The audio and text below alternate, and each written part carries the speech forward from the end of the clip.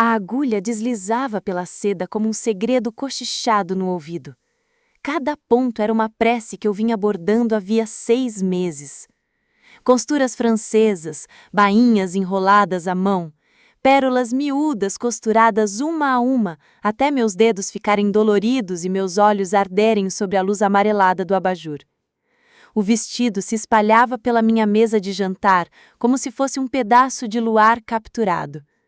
Um pingente de seda marfim que me custara 3 semanas de idas e vindas às lojas, mas que, pro dia do casamento da minha Juliana, varia cada segundo e cada centavo.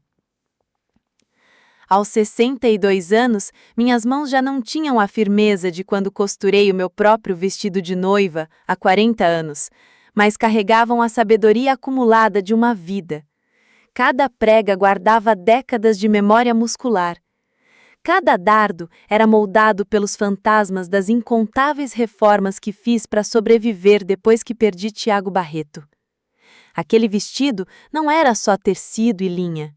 Era minha carta de amor para a única filha que criei sozinha, desde que o pai dela partiu por causa de um infarto, quando ela tinha apenas 12 anos.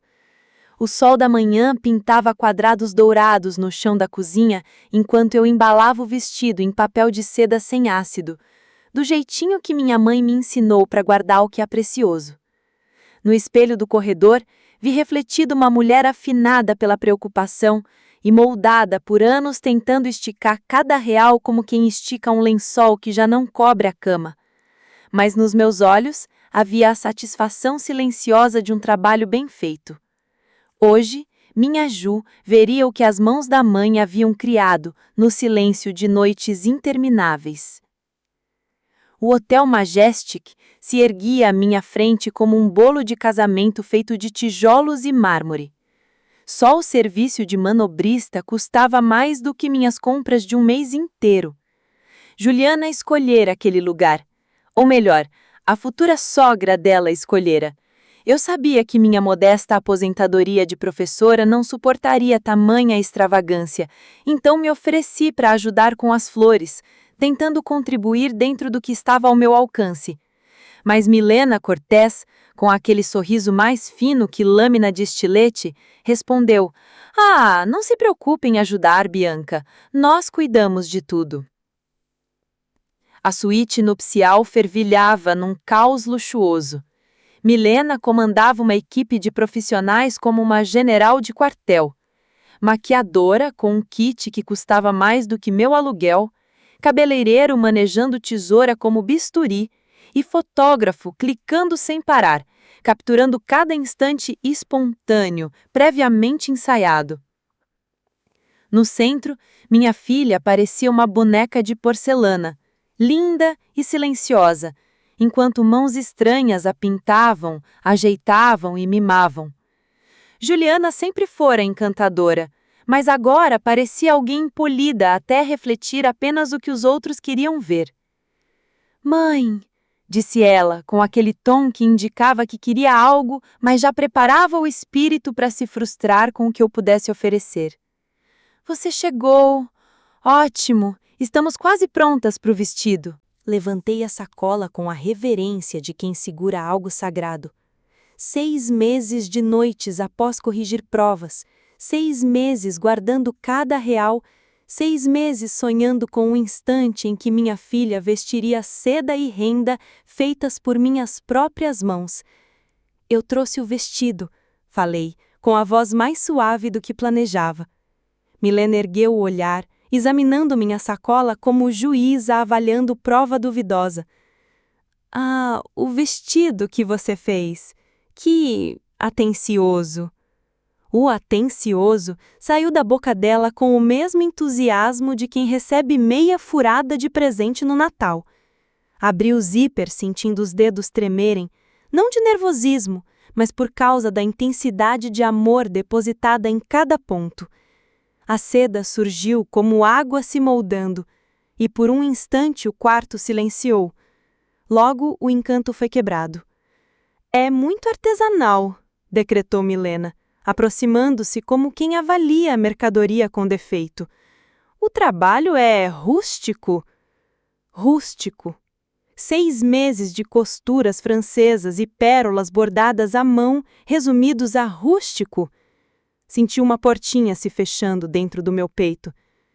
Querida, prosseguiu Milena com voz adocicada demais, para ser sincera. Talvez devêssemos considerar aquela opção reserva, a Valéria Wakabayashi da boutique. Vai sair melhor nas fotos. O olhar de Juliana alternava entre o meu vestido e a sogra. Eu a vi pesar as opções como comerciante calculando lucro e perda, e presenciei o instante exato em que ela escolheu se afastar de mim. Mãe, acho que o outro vestido combina mais com o lugar. A rejeição perfurou 23 anos de joelhos ralados que tratei, pesadelos que afastei e sonhos que alimentei. Dobrei o vestido de volta ao papel de seda com a precisão de quem já aprendeu a lidar com a decepção, mantendo a dignidade. Claro, respondi. O que te fizer feliz. Saí para o corredor tanto para dar privacidade quanto para respirar. O carpete grosso abafava os sons, mas pela porta entreaberta ouvi Milena comentar: graças a Deus que você recobrou o juízo. Imagina as fotos, todo mundo ia se perguntar de onde veio aquele vestido. Juliana riu, aquele riso nervoso e vibrante que me atravessou como faca. Se perguntarem, direi que não combinava, parecia coisa de brechó. 6 meses. Todo o meu amor e esperança reduzidos a brechó e riso contido. Pela fresta, vi minha filha vestindo a Valéria Wakabayashi, enquanto Milena fechava o zíper com a satisfação de quem evita desastre social. O fotógrafo registrava a transformação de filha em nora. O meu vestido, esquecido numa cadeira, parecia papel de presente descartado. Voltei e peguei-o nos braços. Vou levar isso para casa, disse com firmeza. Ah, mãe, desculpa! Talvez possa usar no jantar de ensaio. Não será necessário. Beijei sua testa, inalando o cheiro caro de spray e perfume emprestado, tão distante do cheiro da menina que se encolhia na minha cama nas tempestades. Tenha um casamento lindo, minha querida. Enquanto me afastava, ouvi Milena comentar: isso foi mais fácil do que imaginei, às vezes as pessoas só precisam aceitar a realidade. As portas do elevador se fecharam sobre minha vida antiga. Nos meus braços, embrulhado em papel de seda e orgulho ferido, estava o começo de algo completamente diferente. Lá fora, o ar de primavera carregava um perfume de novas possibilidades, misturado ao cheiro nada poético de escapamento e aos sonhos alheios que andavam soltos pelas ruas. Coloquei o vestido com todo cuidado no banco de trás do carro, ajeitando-o como quem acomoda um vaso chinês do século XIX para uma viagem rumo a um destino ainda incerto. O trajeto até minha casa passou pelo bairro onde criei Juliana sozinha, pela escola onde lecionei por 37 anos e por cada ponto conhecido de uma vida inteira dedicada aos outros. Mas naquele dia, tudo parecia diferente. Menor. Era como se eu tivesse olhado para aqueles lugares por uma lente embaçada durante décadas. Minha casa me recebeu com seus riachos e sombras já íntimos, as mesmas paredes amarelas da cozinha que pintei quando Ju começou o ensino médio. As mesmas fotografias mostrando aniversários, formaturas e até terças-feiras comuns, que, de um jeito ou de outro, ajudaram a formar um ser humano. Abri o vestido sobre a mesa de jantar mais uma vez, alisando a seda com mãos delicadas. A luz da tarde fazia as pérolas costuradas em espirais no corpete cintilarem. Cada uma delas fora colocada com a precisão de quem sabe que os detalhes importam, especialmente quando ninguém está reparando. As costuras francesas estavam planas e perfeitas, invisíveis por fora, mas fortes o suficiente para atravessar gerações. Aquilo não era trabalho de brechó, era arte nascida do amor e lapidada pela necessidade. Preparei uma xícara de chá bem forte, o tipo que poderia acordar até um gato preguiçoso no domingo, e fiquei observando o vestido enquanto o vapor subia como incenso. Em algum ponto da cidade, Juliana provavelmente caminhava com a elegância emprestada que o momento exigia. Mas ali, na minha casa silenciosa, cercada pelas ferramentas do meu ofício, senti algo que não sentia havia anos: a faísca da minha própria ambição. O telefone tocou uma vez. Aposto que era ela, ligando da suíte nupcial com voz carregada de champanhe e culpa, pronta para se explicar e ajeitar tudo de novo. Deixei tocar. 3 dias se passaram em um silêncio abençoado. Nenhuma ligação da lua de mel, nenhuma flor com cartão de desculpas, nenhum vizinho curioso batendo a porta com boatos fresquinhos do dia do casamento. Só eu, o vestido e a certeza de que algo havia mudado na arquitetura da minha vida. Passei a olhar o vestido com outros olhos, não mais como um amor rejeitado, mas como prova de uma habilidade que eu quase tinha esquecido possuir. Só a bainha enrolada à mão tinha levado 40 horas de trabalho, que custariam R$ 800 em qualquer loja de noivas decente. O corpete, com costuras princesa e curvas francesas, era alfaiataria de nível superior. Ouvi na minha memória a voz da minha mãe. Bianca, você tem mãos de artista. Não desperdice isso nos sonhos dos outros. Na quinta-feira de manhã, eu fotografava o vestido de todos os ângulos, quase como uma perita analisando cena de crime, quando a campainha tocou. Pelo olho mágico vi uma jovem de cachos escuros escapando de um coque meio desarrumado, segurando o que parecia ser uma travessa, e com uma expressão que dizia, não vou embora fácil. Senhora Barreto? Perguntou ela, com um leve sotaque difícil de identificar. Sou Graziela Rios, moro no apartamento acima da padaria na rua das Cibipirunas. Ouvi dizer que a senhora poderia estar precisando de companhia. O nome acendeu uma lembrança. Ju havia falado dela anos atrás, uma moça que trabalhava na cafeteria que Juliana frequentava durante o mestrado. Eram amigas, ou pelo menos eram até que o círculo social da minha filha se reduziu a pessoas que ajudassem na carreira do marido. Abri a porta e encontrei uma mulher de uns 28 anos, dedos manchados de tinta e um sorriso genuíno, raridade nos meus dias. Ela me estendeu a travessa como se fosse uma oferenda. Moqueca de frango cremosa, receita da minha avó. Imaginei que a senhora não estivesse cozinhando muito esta semana. Em poucos minutos, ela já estava me contando, indignada, que 3 noites atrás, no hotel em Trancoso, Juliana havia confessado o que dissera sobre o vestido. Eu quase sorri da cena mental. Graziela atravessando o país para me defender. Entre! Eu estava passando um café. Assim que entrou, parou de repente, olhando fixamente para o vestido aberto na sala de jantar. Meu Deus! É esse o vestido? Disse, aproximando-se como quem se aproxima de um santuário. Senhora Barreto, isso é trabalho de museu. Só o bordado com miçangas. Quanto tempo levou? 6 meses. Ela se virou para mim com expressão de pura fúria. 6 meses da sua vida? E ela disse que era coisa de brechó, na frente daquela sogra que parece saída de filme de terror. Concordei, sentindo um alívio inesperado por alguém reconhecer o tamanho da traição. Sabe o que isso me lembra? Ela continuou, circulando o vestido como crítica de arte. O vestido de noiva que Jasmine Kawanami usou. Isso é alta costura. Corando levemente, contou que estudou moda por 1 ano, até que o pai adoeceu e ela precisou voltar para ajudar no restaurante da família. Desde então, trabalhava como garçonete e fazia ajustes, mas nunca tinha visto nada assim fora de um museu. Senti no peito algo que não sentia havia muito. Reconhecimento. Respeito profissional.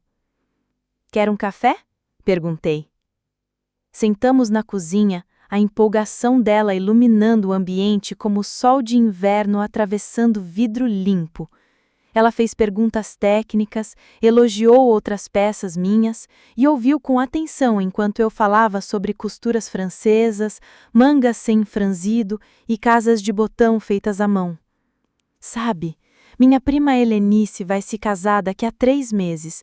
O orçamento dela é inexistente. Ela é assistente social, o noivo dá aula para crianças no jardim de infância e ela anda chorando com isso há semanas. É orgulhosa demais para pedir ajuda à família.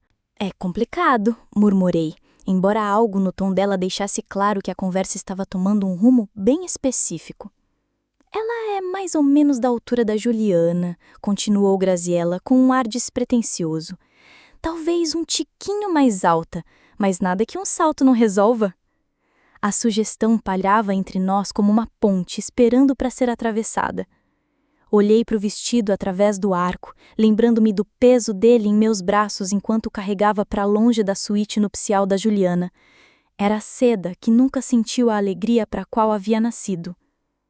Você acha mesmo que ela ia querer usar um vestido rejeitado? Perguntei.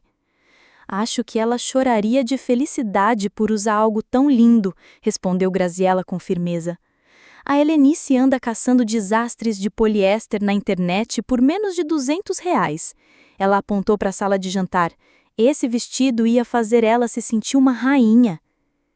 Naquela tarde, Graziella levou Helenice para ver a peça. Minha sobrinha, tecnicamente prima de segundo grau, mas quem é que se preocupa com formalidade de grau de parentesco? Helenice sempre foi o espírito livre da família. Preferia o serviço social à advocacia, namorava professores em vez de médicos, dirigia um carro com 15 anos de idade e ainda conseguia mandar dinheiro para os pais todo mês. Aos 31 anos, cada ruga de expressão em volta dos olhos e cada calo nas mãos eram medalhas de honra pelo trabalho voluntário no abrigo. Tia Bianca, sussurrou, usando o apelido que sempre me derretia. Você fez mesmo isso? Fiz para o casamento da Juliana. Assenti, observando o rosto dela oscilar entre admiração, reconhecimento e, por fim, aquele lampejo de raiva protetora por mim. Ela não usou, escolheu outra coisa. Helenice estendeu a mão para tocar a seda, mas recuou, como se fosse um vaso de cristal prestes a cair. Não posso. É lindo demais, caro demais. Isso é de casamento de R$ 50 mil, não de churrasco no quintal com cadeira de plástico. Helenice, falei com firmeza na voz, esse vestido foi feito com amor. Ele foi criado para celebrar um casamento, para fazer alguém se sentir linda no dia mais importante da vida. E esse alguém pode muito bem ser você. Graziella cutucou a prima. Experimenta, vai! E eu repeti. Vai lá, veste.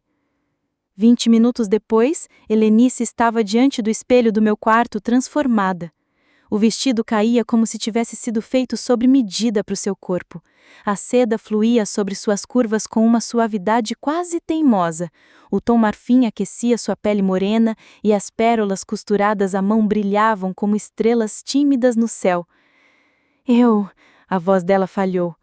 Pareço uma noiva de verdade. Você parece você mesma, respondi. Só que em versão deslumbrante. Graziella já estava com o celular na mão. Fica parada, preciso registrar esse milagre. A foto capturou algo quase mágico. O sorriso aberto de Helenice, o caimento perfeito da seda e a confiança recém-descoberta estampada na postura dela. Naquele instante, ela parecia exatamente o que era. Uma mulher apaixonada, usando um vestido criado por alguém que acreditava que o amor deveria ser celebrado e não jogado no fundo do armário. Não sei como te agradecer, disse ela com as lágrimas ameaçando o rímel. Use com alegria, falei. Para mim, já era o suficiente. Mas Graziella tinha outras ideias. Na verdade, disse com aquele tom de quem está prestes a propor algo genial ou totalmente desastroso. Acho que devíamos postar essa foto. A Helenice está maravilhosa e as pessoas precisam conhecer o que você faz. Graziella, comecei, mas ela já estava digitando. Só no meu Instagram. Tem uns 300 seguidores, a maioria colegas de restaurante e estudantes de arte. Qual é o problema? Ela postrou com uma legenda que fez meu peito se encher de orgulho.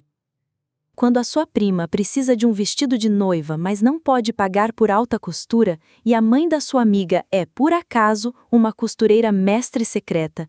Este vestido foi feito à mão, ao longo de 6 meses por Bianca Barreto, professora aposentada que claramente perdeu sua verdadeira vocação. Helenice está radiante, e este vestido é a prova de que a verdadeira arte vive nos lugares mais improváveis. Alta costura feita à mão, artista de verdade, vestido de noiva, mulheres talentosas.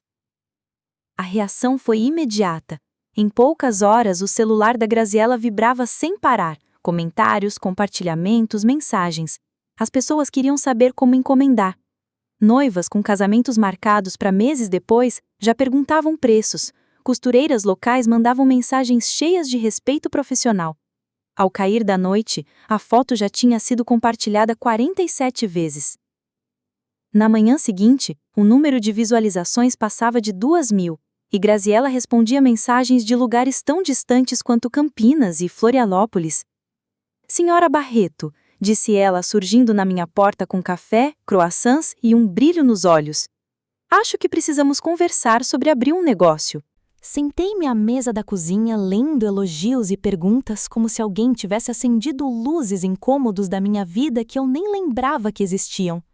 Durante décadas costurei por necessidade, concertos, bainhas, fantasias de Halloween com salário de professora. Mas aquilo parecia outra coisa, parecia uma oportunidade. Eu não entendo nada de administrar empresa, comentei. Mas entende tudo de fazer vestidos que fazem mulheres se sentirem deusas, retrucou ela. O resto a gente aprende. Pela janela, vi Dona Palmira Penteado passeando com o cachorro. Mesmo horário, mesmo ritmo, mesmo roteiro que ela repetia há 15 anos.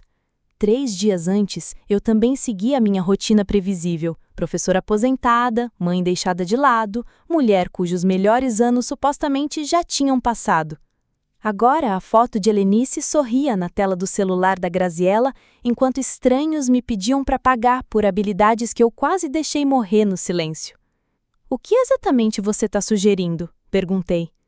O sorriso dela poderia iluminar o quarteirão inteiro. Estou sugerindo que a gente lembre ao mundo que artistas de verdade nem sempre estão em galerias.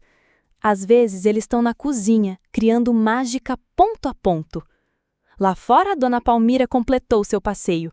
Mas dentro de mim, cercada por linhas, sonhos e pelo entusiasmo de uma jovem, sentiu algo que não experimentava havia décadas: liberdade. O casamento da Helenice seria em 3 semanas quando recebi o telefonema que mudou tudo. Eu estava no quarto de hóspedes reformado, agora oficialmente meu ateliê de costura, com direito à placa pintada à mão feita pela Graziella, rabiscando modificações para o vestido da mãe de uma noiva, quando o telefone tocou. O identificador mostrava um número desconhecido, mas com DDD local. Senhora Barreto, aqui é Berenice Rezende, da TV REC Paulistana. Vi a foto do vestido de noiva que a senhora fez e gostaria de fazer uma reportagem sobre artesãos locais. A senhora teria interesse? Minha mão tremia ao largar o lápis. Desculpe, o quê? A foto foi compartilhada mais de 15.000 vezes na última semana. As pessoas estão chamando a senhora de artista da alta costura escondida do subúrbio de Campinas. Adoraríamos contar sua história. 15.000 vezes? O número parecia coisa de outro planeta. Pensei nas risadas nervosas na suíte de hotel e senti uma satisfação tão afiada que poderia cortar seda. Preciso pensar a respeito. Mas, senhora Barreto, eu vi o vestido pessoalmente, se o aumento entende. Elisa Rios é minha cabeleireira e foi quem me mostrou o vestido. É uma peça digna de museu, dessas que mereciam fila para ser admirada. Depois de desligar o telefone, fiquei sentada no silêncio da minha casa, que agora parecia ter passado por uma transformação. Em 3 semanas, eu já tinha aceitado 7 encomendas. Graziella Rios me ajudou a montar um site básico, calcular preços que refletissem tanto minha habilidade quanto minha necessidade de continuar pagando arroz com feijão, e a me aventurar nesse universo meio maluco das redes sociais, onde completos desconhecidos elogiavam minhas costuras francesas e imploravam para agendar um horário comigo. O telefone tocou novamente, quase de imediato. Era minha filha. A voz da Juliana me atingiu como um balde de água gelada. Não nos falávamos desde o casamento, embora eu soubesse pelos canais paralelos da família que a lua de mel tinha sido perfeita e que ela e o Maurício Azevedo estavam se adaptando maravilhosamente à vida de casados. Olá, Ju. Mãe, A voz dela já trazia aquele tom meio ofegante que denunciava um pedido vindo disfarçado de oferta. Eu soube da entrevista no jornal e de toda a atenção que você está recebendo com a costura. Acho maravilhoso. E você? Claro. Eu sempre soube que você tinha talento e pensei que talvez pudéssemos nos encontrar para almoçar. Tenho algumas ideias para te ajudar a expandir esse pequeno negócio. Pequeno negócio? A frase cortou como papel, simples, mas ardida. Ando bem ocupada ultimamente, Ju. Ah, eu sei. Por isso pensei que poderíamos conversar sobre estratégias para otimizar seu processo, usar materiais mais em conta. O Maurício tem dicas ótimas sobre como escalar negócios artesanais. Ele lida com empreendedores criativos o tempo todo no trabalho de consultoria. Fechei os olhos. Visualizei perfeitamente a cena. Juliana já tinha discutido isso com o marido e a sogra, concluindo que meu hobby de costura poderia ser útil, mas apenas se fosse moldado aos padrões deles. Que tipo de material você tinha em mente? Nada muito caro, talvez misturas sintéticas no lugar da seda, e dá para comprar no atacado em vez de costurar tudo à mão. O Maurício diz que a chave da lucratividade é reduzir processos que exijam muita mão de obra. Misturas sintéticas. Respirei fundo. Não fale assim, mãe. Estou tentando ajudar. O vestido que você fez para a Helenice ficou lindo. Mas sejamos sinceras, você não pode passar 6 meses em cada peça se quiser ganhar dinheiro de verdade. Dinheiro de verdade? E o que eu ganhava até então era o quê? Moeda do banco imobiliário? Ju, você viu a reportagem da TV Record paulistana? Perguntei. Sim, foi por isso que liguei. Acho ótimo, mas você precisa cuidar da sua imagem. Talvez eu possa te ajudar a se preparar para a entrevista. Assim você diz as coisas certas. As coisas certas. Como se eu precisasse de tradução simultânea para falar do meu próprio trabalho. Eu te ligo depois. Encerrei, desligando antes que ela pudesse responder. 1 hora depois, Graziella apareceu com muqueca de frango cremosa para a viagem e aquele olhar de quem tinha passado o dia atendendo telefonemas. Sua filha me ligou, anunciou, largando potes de fita adesiva na minha mesa. Quis saber se eu estava incentivando você nessa aventura e se eu entendia as realidades financeiras do trabalho sob medida. E o que você respondeu? Disse que em 3 semanas você já ganhou mais por hora do que eu ganho como garçonete e que a sua realidade financeira inclui uma lista de espera de clientes dispostos a pagar um valor alto por algo que não encontram em nenhum outro lugar. Os olhos dela brilharam. E talvez eu tenha comentado que menosprezar um trabalho de qualidade de museu como se fosse um simples passatempo de costura é um equívoco tanto artístico quanto empresarial. Sorri pela primeira vez no dia. E como ela reagiu? Como esperado. Sugeriu que eu estava exagerando e disse que seria lamentável se eu incentivasse você a tomar decisões de carreira irrealistas para a sua idade. Para minha idade, 62 anos e, segundo ela, já no prazo de validade para ter sonhos. Graziella, falei de repente, você se lembra do que queria fazer quando estudava moda, antes do seu pai adoecer? O rosto dela amoleceu, a defesa habitual dando lugar à vulnerabilidade. Eu queria criar roupas para mulheres de verdade. Não modelos tamanho 34, nem celebridades, mas mulheres com curvas, histórias e vidas fora dos padrões. Ela riu, mas com um som oco. Ingênuo, né? Os professores insistiam em peças viáveis comercialmente, produzidas em massa para atingir o maior número possível de pessoas. E se não fosse ingênuo? Perguntei.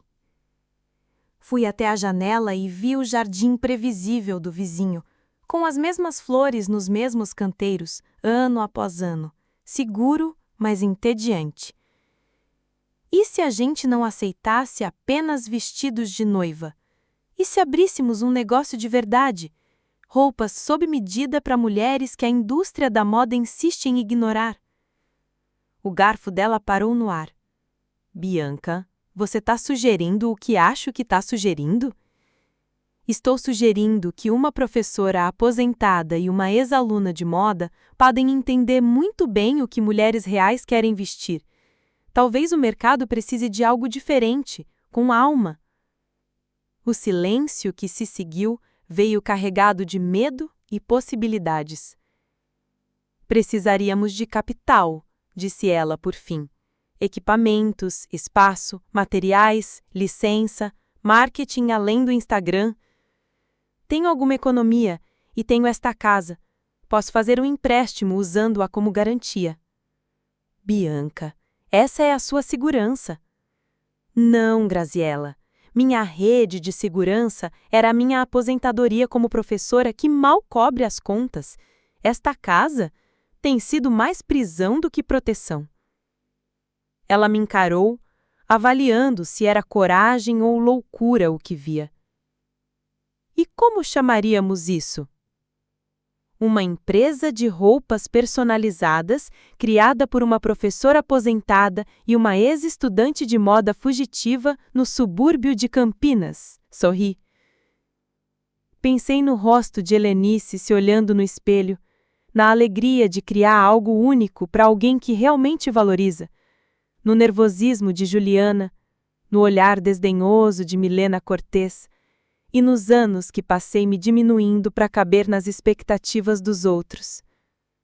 Bordado, respondi. Roupas personalizadas, feitas por mulheres que entendem que cada corpo carrega uma história que merece ser contada e celebrada. O sorriso de Graziella começou tímido, mas foi crescendo como o sol esquentando o café da manhã de domingo. Trabalho com linha, eu gosto, disse ela, pegando o celular. Estou pesquisando no Google sobre requisitos para licenças comerciais. Graziella, espera, a gente está mesmo fazendo isso? Perguntei. Ela levantou os olhos da tela, o entusiasmo dando lugar a uma expressão mais profunda e determinada. Bianca, há 3 semanas você era uma professora aposentada cuja filha a tratava como um fardo constrangedor. Hoje, é uma artista disputada com lista de espera e ainda tem uma entrevista marcada na TV para a próxima sexta-feira. Amanhã? Deu de ombros. Amanhã vamos mudar a indústria da moda, um vestido personalizado por vez. Na manhã seguinte, acordei antes do amanhecer e fui direto ao meu ateliê. O vestido da Helenice estava no manequim, como uma promessa já cumprida. Sob a luz suave, cada ponto, cada miçanga, cada detalhe que eu havia escolhido mostrava o cuidado que eu coloquei para criar algo verdadeiramente especial. Esse vestido jamais ficaria esquecido num armário ou seria tratado como roupa de brechó. Seria usado por uma mulher que reconhecesse o próprio valor, fotografado por quem soubesse enxergar a arte de longe e lembrado como um início de algo extraordinário. Fiz café, me sentei à máquina de costura e fiquei cercada por rolos de seda, caixas de botões vintage e gavetas cheias de linhas de todas as cores possíveis. Meu celular mostrava 17 novas mensagens de clientes interessados, 3 ligações de repórteres e uma mensagem da Graziella. Encontrei um espaço comercial no centro. Quero visitar hoje à tarde. Também havia uma mensagem de voz da Juliana. Sua voz tinha aquela mistura de preocupação e frustração que só a filha sabe dosar. Mãe, fiquei pensando na nossa conversa de ontem. Acho que você deveria ser mais cautelosa com isso. Começar um negócio na sua idade, ainda mais algo tão arriscado. Talvez devêssemos falar com o Maurício e fazer um plano. Me liga. Apaguei, sem ler de novo. A entrevista com a Berenice Rezende estava marcada para sexta à tarde. O casamento da Helenice seria no sábado. E entre esses 2 dias, eu teria que decidir se era Bianca Barreto, a professora aposentada com um hobby, ou Bianca Barreto, a artista. A artista que levou 62 anos para descobrir do que era capaz.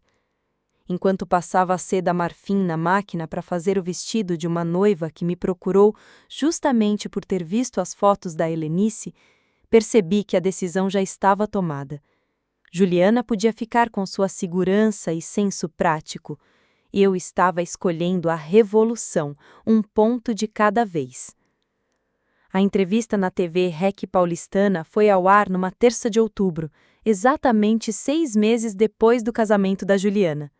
Assisti do apartamento de Graziella, em cima da padaria, cercada por amostras de tecido e rabiscos de planos de negócio, enquanto ela soltava comentários que me faziam rir até doer a barriga. "Olha só você!" disse ela, vendo-me na tela explicar a diferença entre bainhas à máquina e bainhas enroladas à mão. "Parece que nasceu dando entrevista." Na tela, eu mostrava o trabalho com miçangas no vestido da Helenice, agora peça de destaque no nosso portfólio, enquanto Berenice perguntava sobre minha trajetória. A mulher da TV parecia confiante, profissional e apaixonada.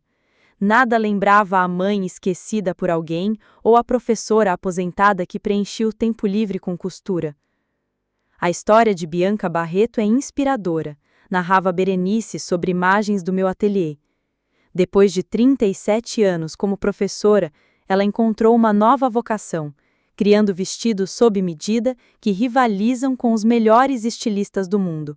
Sua lista de espera agora chega a 8 meses e recentemente firmou parceria com Graziella Rios para lançar a Fios e Tramas, uma boutique dedicada a roupas personalizadas para corpos femininos reais. A expressão corpos femininos reais tinha sido ideia da Graziella, e ouvi-la na TV abriu um orgulho quente no meu peito. O segmento terminou com o casamento da Helenice. O vestido se movia como luz líquida de estrelas enquanto ela dançava, radiante, provando que elegância não tem nada a ver com etiquetas caríssimas, e sim com amor genuíno. O telefone da Graziella tocou antes dos créditos finais. Em uma semana, vieram 47 novos contatos, 3 pedidos de clientes de fora do estado e até um documentarista querendo contar nossa história. O mais importante? Assinamos o contrato da loja no centro. Graziella encontrou um espaço iluminado, com janelas altas, lugar para várias máquinas, área de provas e até uma mini galeria para expor as peças finalizadas. No dia seguinte à assinatura, Juliana ligou. Mãe, vi a entrevista. Foi bem legal. Mas o Maurício acha que você está se expondo demais. Ele se preocupa com promessas que talvez você não consiga cumprir. Eu estava ajustando um corpete de seda larja e segurei o telefone entre o ombro e a orelha, posição que meu quiroprático certamente desaprovaria. Que promessas exatamente? Perguntei. A lista de 8 meses parece demais, e a experiência da Graziella com negócios é limitada. O Maurício acha que vocês estão tomando decisões rápidas demais. Suspirei. O mundo parece achar que genro é sinônimo de oráculo. Juliana, eu tomo decisões há 40 anos a mais do que o Maurício vive. Não foi isso que eu quis dizer. É que abrir uma empresa é complicado. Tem responsabilidade civil, impostos, seguros. Eu entendo, interrompi, talvez mais áspera do que queria. Entendo que em 6 meses, a Graziella e eu criamos algo lindo e rentável, enquanto vocês passaram o mesmo tempo tentando me convencer de que sou velha demais para saber o que faço. Do outro lado, silêncio. Quando voltou a falar, ela usou um tom mais baixo. Mãe, estou tentando cuidar de você. Ao sugerir tecidos sintéticos e acabamentos em massa, ao pedir que eu simplifique meu processo, tirando o que o torna único. Isso não é cuidar de mim, Juliana. Isso é me encolher para caber no molde seguro que vocês querem. Larguei os alfinetes e me concentrei totalmente na conversa. Quando foi a última vez que você perguntou sobre o meu trabalho, sem sugerir como deixá-lo menor, mais barato ou mais comum? Quando foi a última vez que disse que tem orgulho de mim sem acrescentar um mas ou um aviso? O silêncio voltou, e dessa vez, ficou. Este momento durou tempo suficiente para que eu cortasse 3 moldes e começasse a organizá-los na mesa de corte. Foi quando o pessoal do documentário me ligou. Oi? Disse finalmente. Que pessoal do documentário? A cineasta que entrou em contato com você, Mariana Silva. Ela queria entrevistar alguns familiares sobre a sua transformação. Eu disse a ela que não estava interessada. Claro que tá! A ideia de ter câmeras flagrando sua rejeição ao vestido, de o mundo ver como você tratou o presente da mãe, deve ter sido assustadora, disse a cineasta. A escolha é sua, respondi calmamente. Mãe, por favor, podemos nos encontrar para um café? Acho que precisamos conversar pessoalmente. Olhei ao redor do meu estúdio, para os vestidos semi-acabados pendurados como promessas em seus moldes, para o quadro de inspirações coberto de esboços e amostras de tecido, para os cartões de visita que a Graziella havia criado com o nosso logotipo e o slogan, onde cada peça conta uma história que vale a pena homenagear. Estou muito ocupada ultimamente, talvez depois das festas de fim de ano. O Natal seria em 8 semanas. A sugestão pairou entre nós como uma porta que se fecha lenta, mas decisivamente. Mãe, preciso ir, tenho uma prova de roupa às 14 horas. Desliguei, mergulhando no silêncio da minha vida transformada, sentindo o peso da escolha que acabara de fazer. Durante meses vinha mudando, crescendo, me tornando alguém nova, mas aquilo parecia diferente. Parecia um momento em que deixei de ser a mãe da Juliana e me tornei Bianca Barreto, artista e empresária, que por acaso tinha uma filha. A prova era para a senhora Almeida, uma viúva de 70 anos que buscava um vestido para o casamento do neto. Ela havia tentado comprar em lojas de departamento durante meses, sem sucesso. Tudo era muito jovem, muito apertado, ou simplesmente sem graça para um corpo que viveu 7 décadas e carregava cada marca com orgulho. Não quero parecer um carneiro vestido de cordeiro, disse ela durante nossa consulta, mas também não quero parecer que estou indo a um funeral. O vestido que desenhei para ela era de crepe elegante em verde floresta profundo, com mangas 3/4 e um corte em aço sutil que delineava sua silhueta com graça. Botões forrados costurados à mão desciam pelas costas e acrescentei um delicado bordado de miçangas no decote que captava a luz sem pedir atenção. Quando a senhora Almeida saiu do provador e ficou parada diante do espelho triplo por um longo momento, silenciosa, disse: Senhora Barreto, eu pareço eu mesma, mas a melhor versão de mim. Esse é o objetivo, respondi, ajustando levemente a bainha. Honrar quem você é e não escondê-la. Minha nora sugeriu que eu comprasse algo online, disse que seria mais barato e prático. A senhora Almeida alisou a saia com mãos reverentes. Ainda bem que não a ouvi. À medida que novembro aproximava o início do inverno, a reputação da Fios e Tramas crescia além do que eu ousava imaginar. A equipe do documentário nos acompanhou por 2 semanas, registrando o processo de criação de peças personalizadas e entrevistando clientes que falavam com emoção genuína sobre se sentirem bonitas consigo mesmas pela primeira vez em anos. Graciela cuidava da parte comercial com uma competência que me fazia agradecer a intuição de tê-la como sócia. Ela negociava com fornecedores, organizava a nossa agenda e atendia aos pedidos da imprensa com a habilidade de quem aprendeu a se virar nos restaurantes, mas sonhava alto. Contratamos 2 costureiras, ambas com mais de 50 anos, demitidas de fábricas que consideraram suas habilidades obsoletas. Vê-las redescobrir sua arte naquele estúdio iluminado era como testemunhar renascimentos. O espaço virou refúgio para conversas que jamais imaginei ter.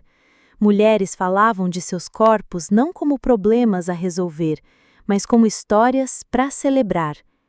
Sabe o que eu mais amo aqui? Perguntou Wanda, advogada de 45 anos, experimentando um paletó desenhado para se adequar à sua silhueta pós-mastectomia. Ninguém age como se meu corpo fosse errado por existir. O paletó serviu perfeitamente, profissional e feminino, sem tentar esconder ou compensar nada. O reflexo de Wanda mostrava uma mulher pronta para comandar tribunais ou reuniões, confortável consigo mesma e com um tecido sob medida. 2 semanas antes do Dia de Ação de Graças, uma notícia mudou tudo. A revista São Paulo Moda publicou uma matéria chamada A Costureira que Roubou o Natal, um trocadilho que fez Graziella gemer, mas trouxe enorme atenção. O artigo detalhava a minha jornada do vestido de noiva rejeitado até um negócio próspero, com fotos de antes e depoimentos de clientes que pareciam cartas de amor ao artesanato. Mas foi a barra lateral que fez meu telefone tocar sem parar por 3 dias. Sob a manchete "O vestido que deu início a tudo", a revista revelou a história completa do casamento da Juliana. Como eu passei 6 meses criando um vestido de alta costura, apenas para minha própria filha rejeitá-lo como se fosse de brechó. Conseguiram fotos do vestido e da reação dela, mas com gentileza borraram seu rosto nas imagens publicadas. A reação do público foi imediata e avassaladora. Redes sociais explodiram com apoio à mãe que transformou rejeição em revolução, o bordado. Helenice virou trending topic no Twitter. Blogueiras escreveram sobre preconceito contra a idade na indústria criativa e o valor do artesanato. O mais surpreendente foram as encomendas de mulheres que mencionavam querer apoiar um negócio que honra e não despreza a geração das suas mães. Graziella me encontrou no estúdio no 3º dia daquele caos midiático, sentada à máquina de costura com lágrimas escorrendo enquanto trabalhava em uma bainha simples. "Bianca, que houve? Que publicidade incrível! Estamos com a agenda lotada até o próximo verão." "Eu sei", respondi, enxugando os olhos. "Mas não é por isso que eu tô chorando." "Então por quê?" Larguei a agulha e me virei para encará-la. "Porque há 37 anos, quando Juliana nasceu, eu sonhava em ser o tipo de mãe da qual ela pudesse se orgulhar. Trabalhei em 2 empregos para que ela tivesse condições de pagar a faculdade. Abri mão de todos os luxos para lhe oferecer oportunidades que eu mesma jamais tive. E em algum momento esqueci que ela também deveria sentir orgulho de mim." Graziella Rios sentou-se ao meu lado no banquinho, com uma expressão de quem estava prestes a revelar um segredo de receita de família. "Sabe o que eu acho?" disse ela finalmente. "Acho que você criou a Juliana para ter orgulho de você. Mas em algum momento, ela esqueceu que orgulho não é ter uma mãe conveniente ou padrãozinho. É ter uma mãe corajosa o suficiente para se tornar exatamente quem ela nasceu para ser." Do lado de fora das janelas do nosso ateliê, a chuva de inverno de Campinas pintava desenhos abstratos no vidro, como se a própria cidade estivesse treinando para virar artista plástica. Lá dentro, cercada pelas ferramentas do meu ofício e pela prova viva de sonhos realizados, percebi que a opinião de Juliana, que já foi o sol em torno do qual meu mundo orbitava, agora era apenas mais uma voz entre muitas, e, pela primeira vez em décadas, não era a mais alta da sala. Juliana finalmente apareceu para ver o que eu havia construído. Eu a avistei pelas grandes vitrines bordadas parada na calçada do outro lado da rua, como turista olhando para um ponto turístico que não entende bem. Ela usava o casaco preto de lã que eu lhe dera de presente de Natal 3 anos antes, feito sob medida, caro, elegante, o tipo de escolha segura que cabe em qualquer lugar sem dizer nada sobre quem o veste.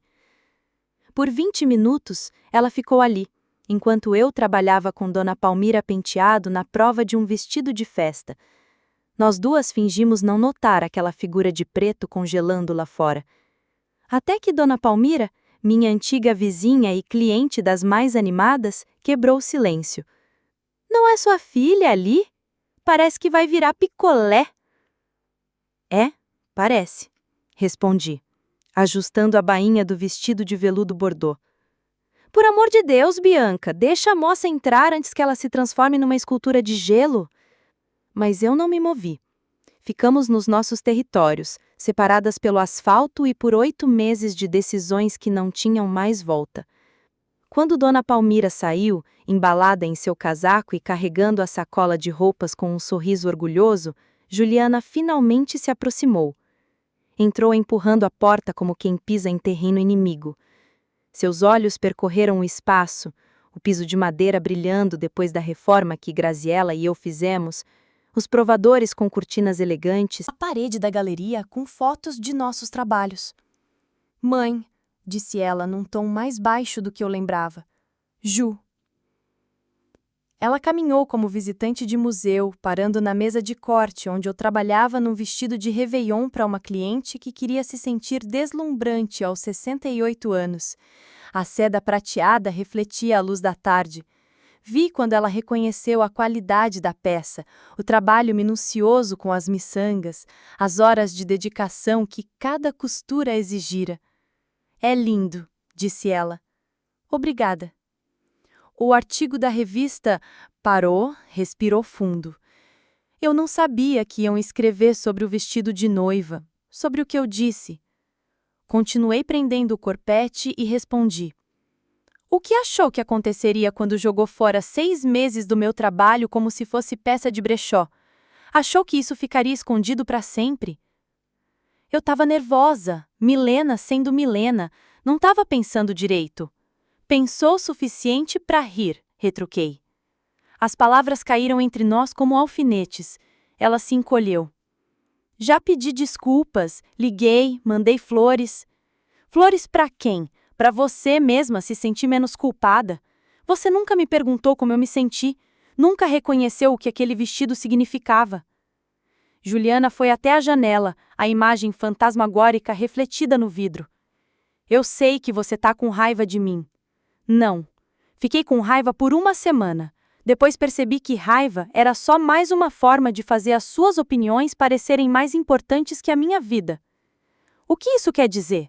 Quer dizer que parei de me importar se você aprovava minhas escolhas e passei a me importar se eu as aprovava. O silêncio que se seguiu tinha o peso de 8 meses de mudança.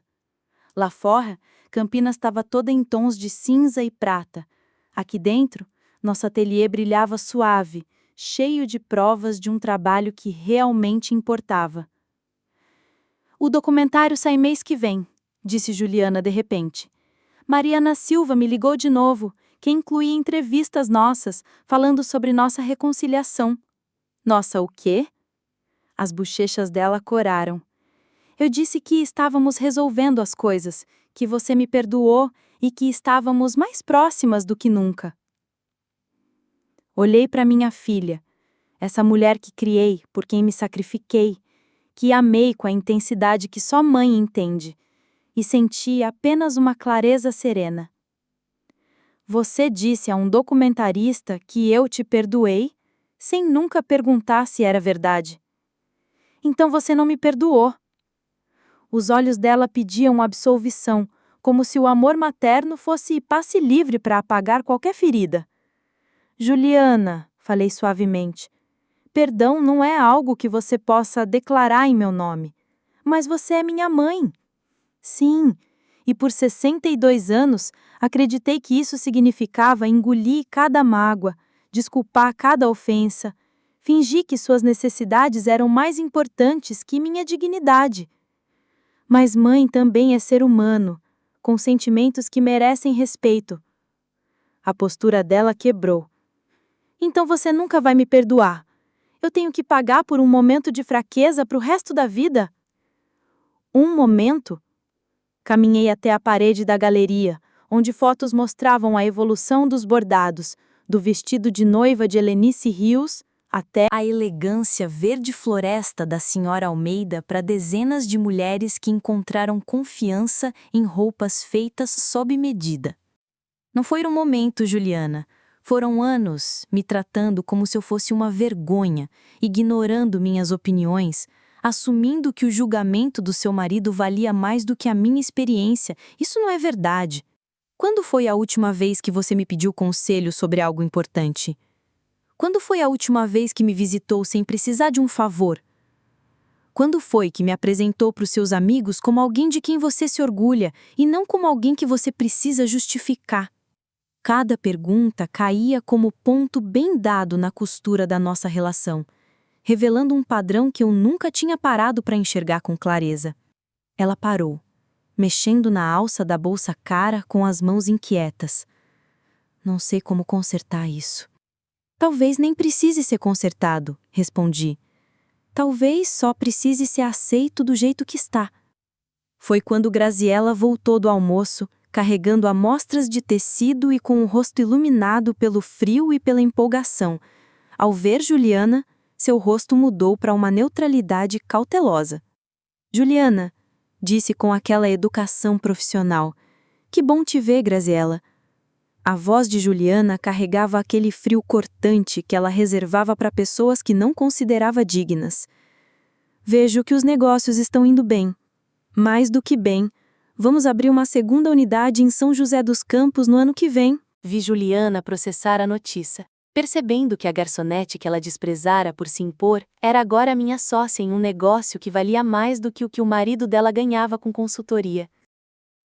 Parabéns, Graziella. Você conseguiu. Obrigada. Graziella largou as amostras e foi até a mesa de corte, criando uma barreira invisível entre Juliana e eu. Bianca, a investidora adorou seu portfólio. Quer apresentar trabalhos nossos na edição de primavera da revista dela, falando sobre mulheres empreendedoras com mais de 50 anos. Mulheres empreendedoras com mais de 50 anos. Frase inimaginável para mim 1 ano atrás, quando ainda me definia só como mãe da Juliana, viúva do Tiago e professora aposentada preenchendo as horas vagas com hobbies. Juliana observava a conversa absorvendo a realidade. Não se tratava do pequeno projeto de costura da mãe que precisava de ajustes, era um negócio real, tocado por mulheres que conheciam seu valor e exigiam respeito pela sua expertise. Preciso ir, disse Juliana de repente. Vejo que você está ocupada, mãe. Parei-a na porta. Quero que você entenda uma coisa. Eu não te odeio, não desejo mal para você, mas também não preciso da sua aprovação, nem da sua liderança, nem da sua versão de cuidar de mim. Olhei para aquela mulher que tinha meu DNA, mas não meus valores, que herdou minha teimosia, mas não meu respeito pelos sonhos alheios. Isso nos deixa como 2 adultos que, por acaso, são parentes. Se você quiser mais do que isso, vai precisar merecer, não com desculpas, flores ou dizendo aos documentaristas que nos reconciliamos, mas com ações que provem que você realmente respeita a mulher que eu me tornei. O rosto de Juliana oscilava entre mágoa, raiva, reconhecimento, talvez até o começo da compreensão. E se eu não conseguir? Então você também não consegue. Mas não vou fingir o contrário só para deixar qualquer uma de nós mais confortável. Ela assentiu devagar, as lágrimas fazendo o rímel escorrer igualzinho ao que aconteceu com Helenice quando se viu no meu vestido de noiva pela primeira vez, mas por motivos bem diferentes. Adeus, mãe. Adeus, Juliana. A porta se fechou com um leve toque e eu a observei pela janela enquanto ela voltava para o carro. Ela não olhou para o ateliê, não parou para admirar a placa elegante que Graziella encomendou, nem a vitrine com nossas criações mais recentes. Você tá bem? Perguntou Graziella baixinho. Estou perfeita, respondi, e disse isso com toda a seriedade do mundo. Naquela noite, sentei-me no estúdio acima da loja. Transformamos o espaço quando o contrato da minha casa no subúrbio acabou, decidindo que morar no mesmo lugar do trabalho era melhor do que manter aquela pretensão boba de separar a arte e vida. As paredes estavam cobertas de esboços e fotos, os rolos de tecido organizados por cor e peso e uma única imagem emoldurada, Helenice no meu vestido de noiva, radiante de felicidade. Meu celular vibrou com uma mensagem de Mariana Silva. O documentário estreia no dia 14 de fevereiro na Netflix. A Costureira, uma história de transformação tardia. Parabéns, Bianca. Você criou algo lindo. Lá fora, As noites de inverno em Campinas brilhavam com as luzes das janelas de casas vizinhas. Sonhos sendo vividos em pequenos atos de coragem, um dia de cada vez. Em algum lugar do outro lado da cidade, Juliana provavelmente estava contando para Maurício sobre nossa conversa, buscando apoio para suas feridas e estratégias para reconquistar a aprovação da mãe. Mas eu não era mais mãe, pelo menos não do jeito que fui. Eu era Bianca Barreto, artista e empreendedora. Uma mulher que aprendeu que amor sem respeito é só outra palavra para servidão. De manhã, comecei a trabalhar num vestido de noiva para uma cliente que me escolheu por ter ouvido a história daquele vestido que desencadeou uma revolução. Ela queria algo que honrasse tradição e transformação, que a fizesse se sentir linda e dissesse ao mundo que ela não era compromisso para ninguém. Eu sabia exatamente o que criar para ela. Afinal, estava costurando esse padrão a vida toda. A trajetória de Bianca Barreto nos mostra que nunca é tarde para recomeçar e que a verdadeira beleza está na coragem de ser autêntica. Em um mundo que insiste em padrões rígidos, sua escolha de honrar o corpo real e a individualidade feminina é um ato de revolução. Mais do que tecidos e costuras, ela constrói pontes entre passado e futuro, entre laços familiares e sonhos pessoais. A relação conflituosa com a filha Juliana nos lembra que o amor também precisa de espaço para crescer com respeito e verdade, e que a aceitação é um processo, não uma simples palavra. A história nos inspira a olhar para dentro e valorizar nossa própria jornada, entendendo que o que vestimos não é apenas o externo, mas também as histórias que escolhemos contar e viver. Uma das maiores lições dessa história é que o respeito próprio é a base para qualquer transformação verdadeira. Bianca mostra que reconhecer seu valor e honrar suas escolhas, mesmo diante de críticas e dúvidas, é fundamental para construir algo que faça sentido e tenha impacto duradouro.